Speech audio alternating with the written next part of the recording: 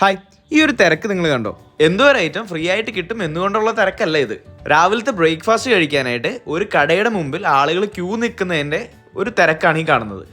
ഞാനും ഇവരെ പോലെ തന്നെ രാവിലെ തന്നെ പോയി ക്യൂ നിന്നാണ് ഇവിടുന്ന് ബ്രേക്ക്ഫാസ്റ്റ് വാങ്ങിക്കുന്നത്. ഞാനിത് ആദ്യമായിട്ട് പോയതല്ല, ഇതിനു മുമ്പ് 2 തവണ പോയപ്പോഴും എനിക്ക് അവിടെ നിന്ന് ബ്രേക്ക്ഫാസ്റ്റ് കിട്ടാതെ തിരിച്ചു പോരേണ്ടി വന്നിരുന്നു.